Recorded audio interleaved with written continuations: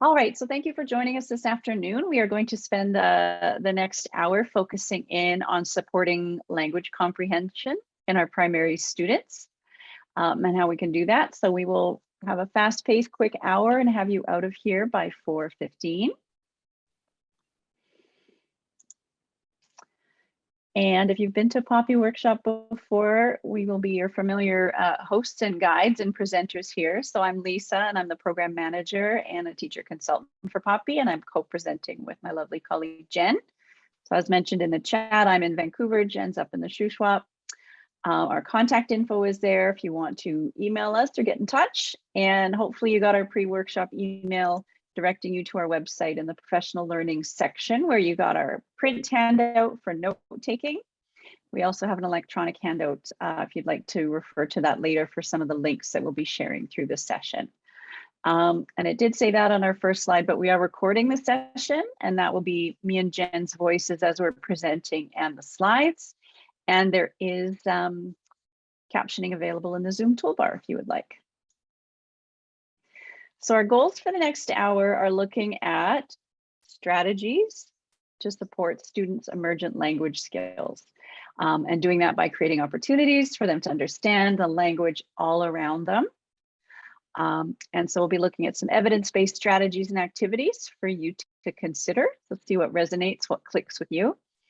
And when we look at language comprehension, one definition of it that we liked, it's an overarching term used to describe a student's ability to derive meaning from written and oral language. So looking at ways we can be really intentional about that in the classroom.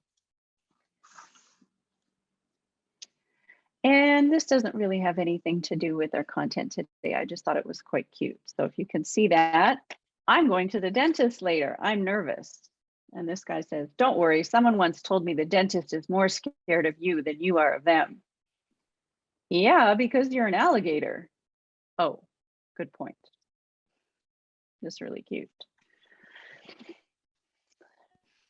All right, so we're going to start with a question, or 3 questions really, thinking about ourselves as young readers. So back when we were in elementary school, if you can remember as far back as primary, elementary, intermediate, into secondary, and just reflect on, you can answer any one of these or all of these questions. When did you really enjoy reading? When did you detest reading, if you ever did detest it? And what were the conditions that made that experience of reading good or bad? So I'm going to have a minute music timer here, and feel free to reflect back into your memory and share a connection or an experience in the chat box with us. I'll just take 1 minute here. Wonderful, thank you. So just, yeah, if you don't have the chat box open, you can have a look and scroll through and see what other people are sharing. It's always really interesting. Yeah, loved having lots of time, having choice, and talking to other people. Enjoyed reading for pleasure. Oh yeah, Christine, I said that too. Reading for university sometimes just felt like kind of a slog. Oh, Kim, that's so lovely. Reading with your dad every night. Yeah, so tied to some special memories of quality time with family.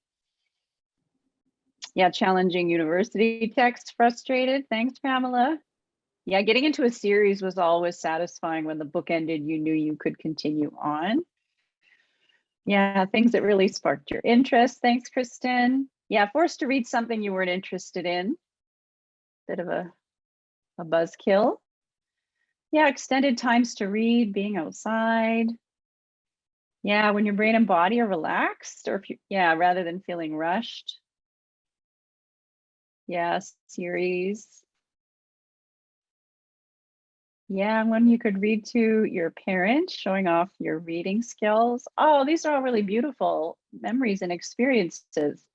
A lot of commonality, definitely commonality in those moments that were more challenging that we didn't love, when it seems like most of those maybe were in post-secondary or feeling rushed. So just as we launch into looking at how we can immerse our students in lots of routines and experiences that build up their language comprehension, which is a foundational piece of reading, good for us to think about, what did we enjoy reading when we were young? What did we enjoy about the experience? And those things like choice and time, talking about it. Can we create opportunities and time and an environment for our students to be able to do those things to really help spark that joy of reading? And the things that we detested, not having choice, having to read things we're not interested in, are those some things that we can minimize in our classroom as well, so our students can avoid some of those more negative experiences that maybe some of us had through our school years. So we are going to start out with a word guessing game, or playing with language, as a way that we can interact our students and get them engaged and curious and have a little bit of fun while they're focusing on some language skills. So I'm going to say here, we're going to start off with May, the 5th month of the year. So that's our first word at the top of the word ladder. So we are going to change one letter to make another name for an adult male. So if you have a guess of what that is, you can put that into the chat box. We're taking May and changing. So we've got a guess there being Max. And man, let's see what it is. It's man. So now again, we're going to change a letter to make a container for food or beverages. It's made out of metal, like aluminum or tin. Oh, so we've got pan, we've got can. Yeah, so multiple options here. Could have some good conversation. This one's can. Now the sound or cry made by a crow or a raven. This wouldn't necessarily be a word a lot of kids would know, but yeah, Pamela, you got it, caw. And then again, change one letter to make a farm animal that produces milk. We've got cow, yes. Change one letter again, make a word that describes how you might cut the grass in your yard. Oh, you guys are so fast, mow.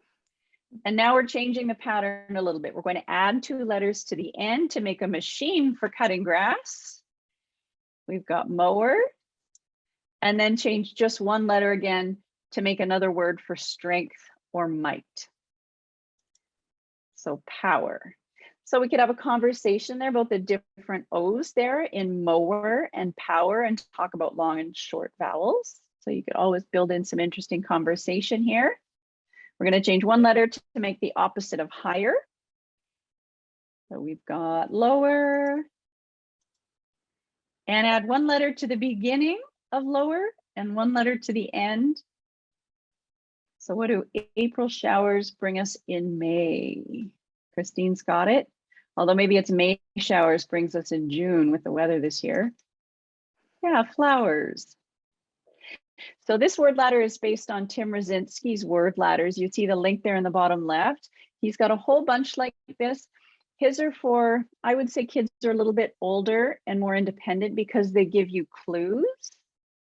So you have to guess, it has to be the right letters, but it also has to be the right answer to a riddle. And then once you did this a few times, your students could make their own for each other. And that could be something that could be a center or a buddy activity that they could play around with. Why we like this is word letters really do allow for differentiation. And so they could be 4-letter words, they can be CVC words, and it really works well to do as a whole class to show everybody how it works, but then for kids to do in partnerships or small groups. So a couple of questions posed here for you. Again, I'll give you a minute music timer. And if you can share your thoughts, connections in the chat box, that would be great. So what language comprehension strategies could be used and practiced here? And again, what opportunities, connections, conversations might there be for partnerships or small groups? And how might that help our students have some fun while they're learning some foundational language comprehension skills? Okay, so we're going to take a look, as Lisa mentioned, is that really important key aspect of language comprehension. Now, this is really all about our full capacity as humans to understand the language all around us. Now, that capacity happens through conversations, it happens through listening and sharing stories, it happens through interaction with rich texts. So it's all of those wonderful things that exposes children to new ideas, to language structure, to enhance vocabulary, to how to make sense of language and context. All of those things really set our students up for being able to understand more complex ideas within language and then eventually within text. So what we need to know is that until our students can fully access these really complex language ideas, they're really unable to read them, of course. So what we know is that the spoken language that happens, that we begin working on from the time that we're born, actually advances into our reading comprehension later in life. Because in order to comprehend the text, we have to have enough of a knowledge of the words on the page to activate our previous knowledge and to understand what is being said on the text. Really, what we want to do is make sense of what we're listening to through stories, through conversation, and connect those ideas to what we already know as previous information in order to have that complexity really understood.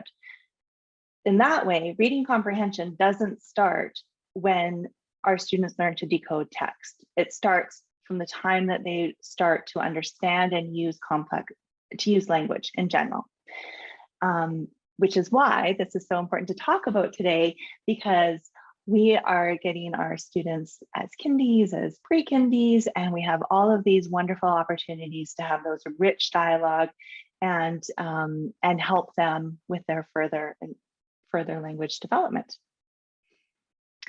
So with neurotypical children, generally, we know that our students will understand spoken language and understand when they're listening to text at a higher complexity level than they would if they were speaking it themselves or reading it themselves.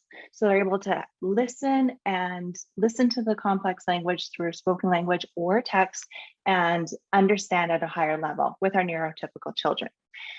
That allows them to then be exposed to all of those language structures and complex vocabulary and context that gives them the foundational skills when they finally get to the complexity, that same complexity when they're reading. Now, the problem is that if our students aren't exposed to those kind of rich language opportunities, then if they get to the point where they are experiencing more and more complex text, they don't have the underlying language structure to support it. And sometimes that can happen when students kind of slip through our fingers, I guess, when they're in grade 1 and they're answering really literal questions about text, and we don't understand that they are actually maybe not comprehending quite as much as we think they are, which means that we need to have those rich oral language conversations to assess as well during those early years. And this graphic from Berkins and Yates, the authors of Shifting Balance, really made this a really accessible way to look at the concepts that I was just mentioning. So you can see that at our kindergarten level, when we're really focusing on the listening comprehension, the language comprehension, the really rich oral language opportunities that we're exposing our students to, as they have increased complexity of text, we are actually setting them up for success. So a conversations with our students are a huge investment in their future of reading comprehension. Okay, so what can this look like in our classrooms? How can we set our students up for success here? What we know is our students need to have a sense of safety and belonging in the classroom in order to be talkers and listeners.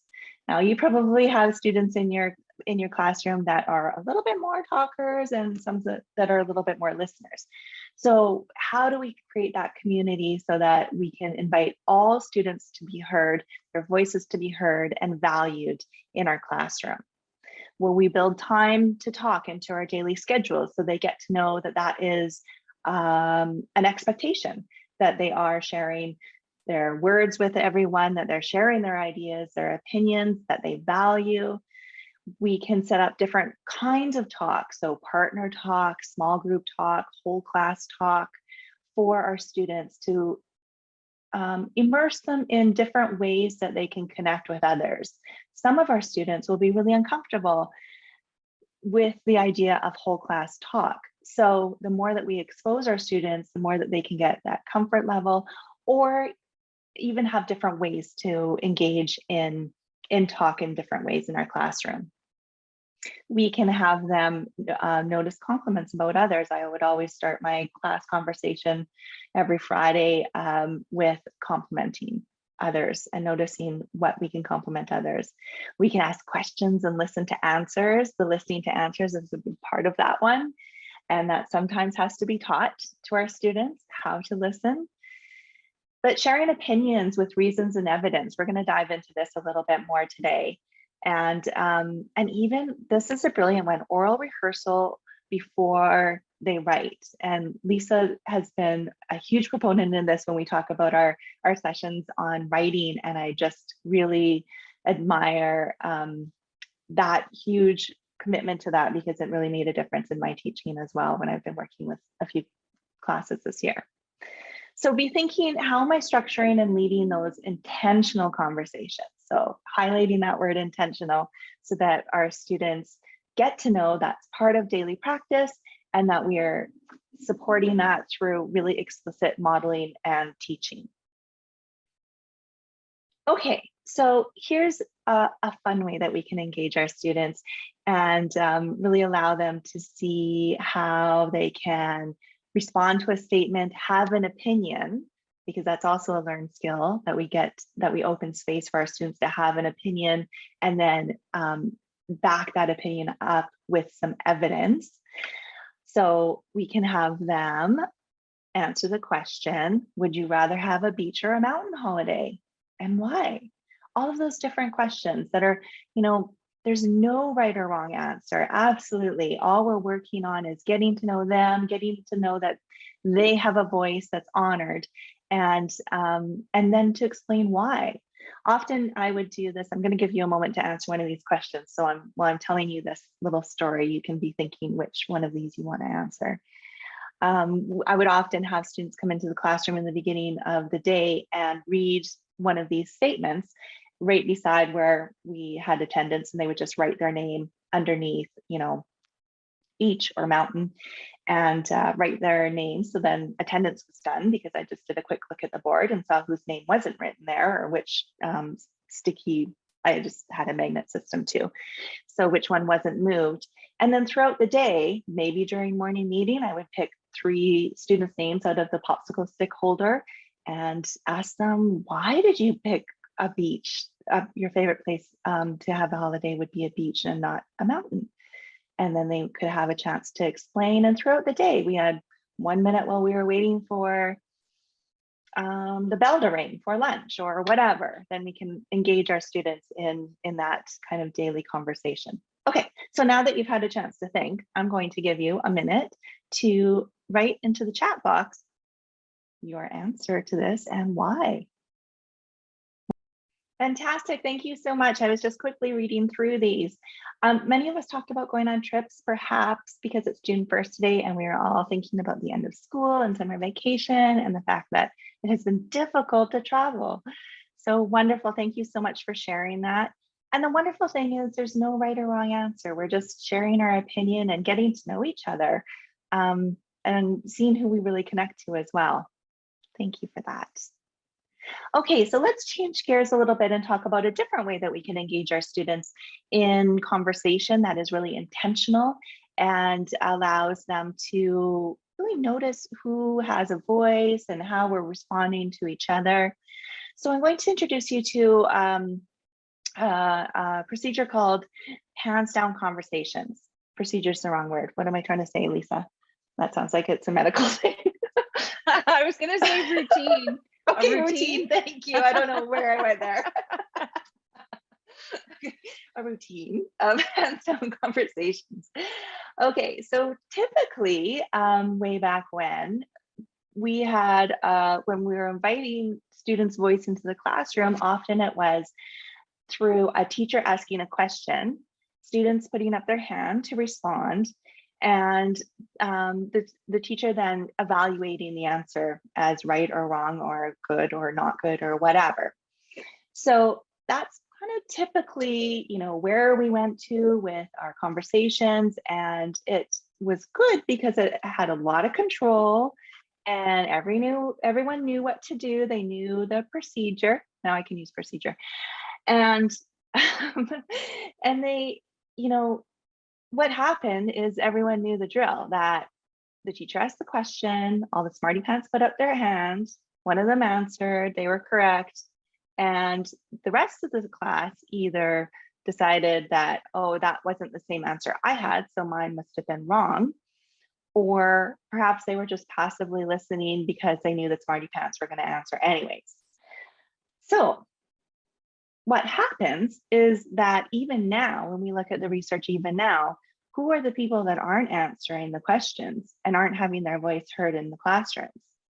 Well, it's the students with low socioeconomic level and achievement level that are not actively participating in a classroom conversation. So how can we change that narrative? How can we ensure that our students feel free to join the conversations, not even free, but are encouraged and invited to? So a hands down conversation, this is what it is. No hand raising. Students are encouraged and taught how to listen for a place to slide in their voice into a conversation, that there's one voice at a time, generally, and that we're listening closely to the person speaking. So of course, just like so many routines in our classroom, this has to be modeled and taught in small increments until our students get used to that format. But it's a really authentic way to teach our students about conversation and about speaking and listening and responding in appropriate ways. So definitely, this is a very valuable skill to have. I think probably my husband's family could probably use a little bit of information on how to have a hands down conversation where not everyone's talking at the same time. But anyways, in the classroom, a really great way that you could do this is by having something like a statement that snakes are dangerous. Do you disagree? Are you pretty neutral, or do you agree? And they can write their names under what their opinions are, and then start a conversation. Or it might be something like, video games are bad for kids, video games are good for kids. And they can, again, just really an easy way to model this kind of conversation before you get into really deep, interesting topics that perhaps are connected to characters in books or whatever you want to discuss. So what we want to notice is that when the hands down conversation starts, generally we're in a circle position, and the teacher, the authors of the book that I'm going to share with you, Hands Down, Speak Up by Wedekind, I'm not sure if I said that right, and Thompson, but they suggest being part of the circle while you're really modeling and guiding the conversation, and allowing our students to see the inclusive language, the invitational language that we can use to encourage our students to speak up. So things like Sadie's trying to get her voice in. Someone can invite her in by asking her what she thinks about, if snakes are dangerous or not, or whatever. So just using that language, getting them used to it.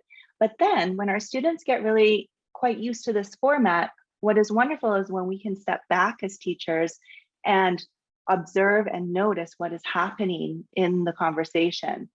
Who is responding a lot? Who is asking questions? Who's listening to the other people and having appropriate responses? Who's not speaking at all? So we can have those conversations mapped out, just like the diagram on the side, so that we get an idea. And that's great for our formative assessment. But the authors of the book suggest what's even better is when we share that conversation map with our students and just say, what do you notice about this? And have them notice, wow, you know, Ben in the corner never spoke at all. And look at all the play that Tanis got. She was asking questions and she was getting questions, and there was a lot of things going on there. And what they noticed is after inviting students to be part of that conversation is the hands down conversations changed over time to be more inclusive and more respectful of all members and less about one person having all the talk time. So that happened really naturally without the teacher having to say, so-and-so, you need to speak, so-and-so, you need to speak less. So it's a natural way to invite our students into that noticing and morphing of conversation. Okay, here's a quick dialogue of the conversation that can happen before the hands down conversation. And this is from one of the authors of the book I just shared with you. Okay, we're going to switch gears a little bit here and take a look at another really important part of language comprehension and look at vocabulary development. Because as we talked about, that enhanced vocabulary and building of complexity with vocabulary is really going to help our students with the background knowledge and with connecting to context and all those different things. So what I'd love for you to do in the next 45 seconds is come up with more, or hopefully more than one word more interesting than interesting. Okay, fantastic. We had so many different words to describe interesting. Thank you for that. Of course, probably a lot of you have done this when you're working with your writing with your students and having more interesting words than said, nice. But we can do it all the time. We can have it as a daily routine to just think of a more interesting word than something. Because what we know, as I mentioned, is that vocabulary is very much correlated to reading comprehension. We need to understand those words. Even if we can decode them, it doesn't necessarily mean that we understand them. But words can be used in different contexts and things like that. So we really have to have a good grasp of different words, which is why synonyms like, coming up with different words for interesting is a great lesson and activity for our students. And really those rich content words can increase our background knowledge. So we can be using more extended vocabulary in our classrooms and we can be exposing our students to a lot of different word choices that they get to know in context as we're speaking. So a wonderful way that we can do that, that's going to lead us really well into the next book that we're going to have as a read aloud, is something that is recommended in Shifting the Balance. What interesting word did you discover this weekend? So Monday morning, as a routine, everyone knows that they were searching for an interesting word over the weekend and they can share it with others. So not only are students learning one new interesting word that they learned over the weekend, but they're learning everyone else's interesting words that they learned over the weekend too. So that can be a really fun way. And sometimes this is naturally differentiated because sometimes a really interesting word is going to be spruce. And sometimes that really interesting word is going to be kaleidoscope. So lots of different ways that we can engage our students in that. Okay, so as I mentioned, that led us really well into a beautiful Peter Reynolds book called The Word Collector. There's lots of different things that you can do with this story. Be thinking about those as you listen, and I'm going to stop you halfway through and ask you a quick question. Okay, I was going to stop that book halfway through, but I just love the ending so much that I had to share it with you. So it's just such a powerful book, as Peter Reynolds always invokes that kind of emotion in us. But you can see how often, how different ways you could use this book. If you have any ideas that you'd like to share with us, please pop them into the chat box. But lots of different ways about collecting words that we can share with our students. Okay, switching gears again a little bit to high frequency words, which is also a very important part of language comprehension and reading and writing comprehension. But noticing that this is a list from Perkins and Yates, and we're looking at 109 words through this screen and the next.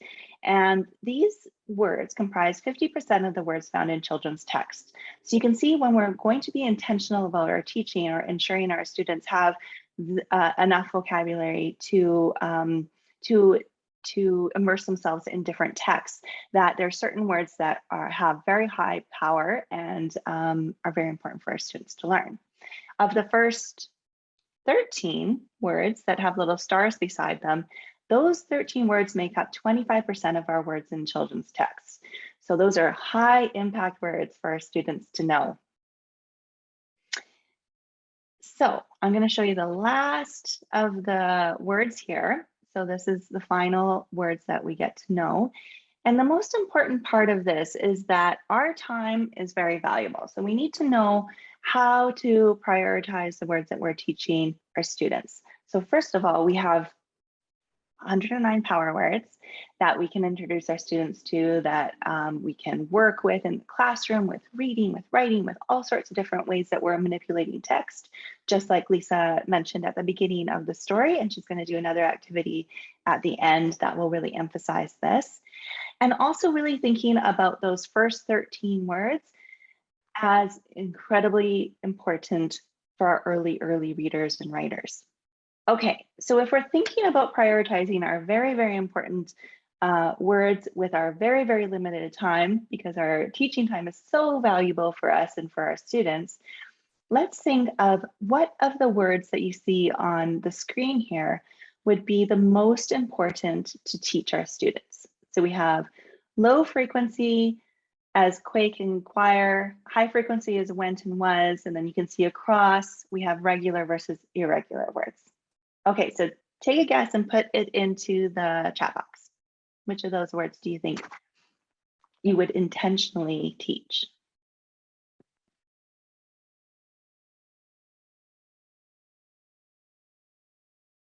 Okay, so we're gonna go with was.